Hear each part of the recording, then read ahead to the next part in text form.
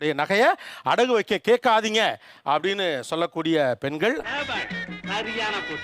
எப்படி சொல்லி நீங்க தவிர்ப்பீங்க அல்லது என்ன பதில் சொல்லுவீங்க? காதல வாங்காத மாதிரி இருப்பேன், ஏதோ மயக்க வர மாதிரி இருப்பேன், தலை வலிக்கிற மாதிரின்னு சொல்லுவேன். பட் அவர் விட மாட்டாரு. டீ போட்டுட்டு இருக்கியா? உன்கிட்ட தான் பேசிக்கிட்டு இருக்கேன். பேச வந்தாலும் சரியா கேட்கல, அதனாலதான். இல்ல ஆனா அவங்க மன உளைச்சல்ல இருக்க மாதிரி இருக்கப்ப நீங்க எப்படி தவிர்க்க முடியும்? நான் கொடுத்தேனே எனக்கு மன உளைச்சல் வந்துரும்ல. குடும்பத்துல ஒரு ஆள் மன உளைச்சல் ஒரு ஆள் தானே மன உளைச்சல் பட்டா பரவாயில்ல, ஆம்பளை சமாளிச்சு பாருல. ஏண்டா இந்த ஊரு இன்னமுமா நம்மள நம்பிக்கிட்டு இருக்கு? அது அவனுக்கு வீதி. என்னமா மத்த நேரம் வர்றப்பலாம் என்ன சொல்றீங்க? பெண்ணுக்கு தான் மன உறுதி அதிகம்ங்கறீங்க. மன உறுதி அதிகம் தான். இந்த டைம்ல மன வீக் ஆயிடும் எனக்கு. என்னம்மா நீங்க இப்படி பண்றீங்களாமா? மனம் ரொம்ப உளைச்சலா இருக்கும். என்னடா கேக்குறாரு அப்படிங்கிற மாதிரி.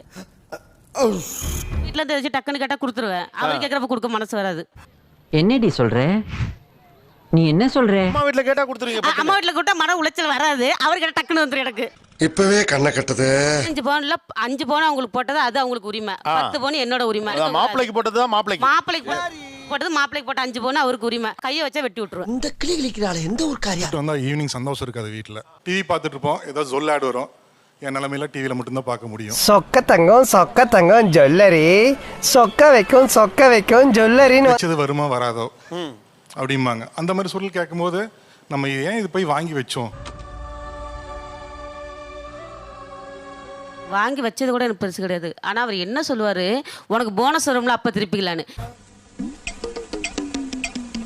வருஷம் ஃபுல்லா கஷ்டப்பட்டு வாங்குற போனஸ இவர் வச்சு வட்டி கட்டுறதுக்கு நான் கொடுக்க. எனக்கு வர்ற ஆத்திரத்துக்கு அவனுக்கு புரியலைங்க சார். எனக்குமே புரியல. எனக்கே புரியல. அப்புறம் எப்படி உங்களுக்கு புரியும்? என்னங்க எனக்கு ஒண்ணுமே புரியல. ஃபர்ஸ்ட் சொன்னப்ப நான் கூட கொஞ்சம் சோகமாயிட்டேன் அப்படின்னு. கடைசியில பார்த்தா வச்சு போனஸ்ல நிக்கிறார். திருத்தவே முடியாதடா. கவலைப்பட வேண்டியதான். இந்த வருஷம் போனஸ் வரும்ல திருப்பி தரேன். அது யார் போனஸ்? ஏன் போனஸ்? நீ கேட்ட ஒவ்வொரு கேள்வி என்ன செருப்பால் அடிச்ச மாதிரி.